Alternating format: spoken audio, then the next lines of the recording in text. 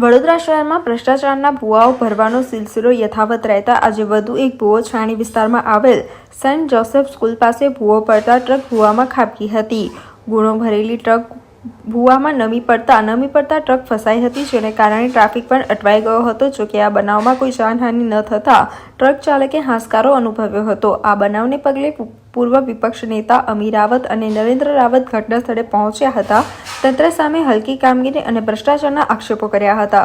વડોદરા શહેર માટે ખૂબ શરમજનક કહી શકાય કે એક વખતની દેશની સૌથી આયોજિત અને સુંદર નગરી વડોદરાની જે ઓળખ અત્યારે બદલાઈ રહી છે કે પૂરના કારણે લોકો એને પૂર નગરી કહે.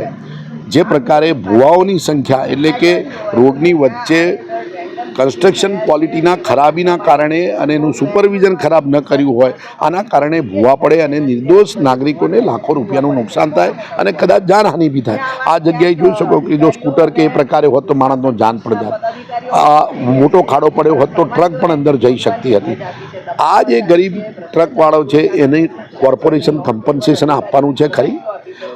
કોઈ પ્રકારની સુવિધા જ નથી. તંત્ર જ અણઘડ અને ભ્રષ્ટાચારી છે. હું સીધો જ પ્રશ્ન પૂછું છું કે આ ભૂવો પડ્યો કેવી રીતે?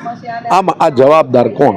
તો આ ભૂવા પાછળનું કારણ ક્વોલિટી ઓફ કન્સ્ટ્રક્શન, કોન્ટ્રાક્ટરની બેદરકારી, અધિકારી અને નેતાઓએ પૈસા લઈને લો ક્વોલિટીનું કામ કર્યું હોય એના કારણે આ પરિસ્થિતિનું નિર્માણ થાય. અને આના માટે જવાબદાર નેતાઓ જ છે.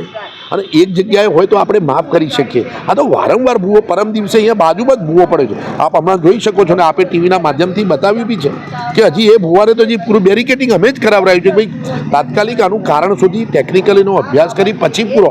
ખાલી આવીને ટ્રક માટી નાખી નહીં દેવાની, કારણ કે જે જગ્યાએથી ભૂવાનું કારણ હશે એ શોધાય પછી જ કામ કરવું જોઈએ. અને આના માટે અણઘડ શાસન અને ભ્રષ્ટાચારી અને આના માટે દંડનીય કામગીરી કરવી જોઈએ. અને વડોદરા શહેરની આ ભૂવા નગરીનું બદનામી વાળું જે લેબલ મળી રહ્યું છે એને દૂર કરવાનો કોર્પોરેશન અને નેતાઓએ પ્રયત્ન કરવો જોઈએ.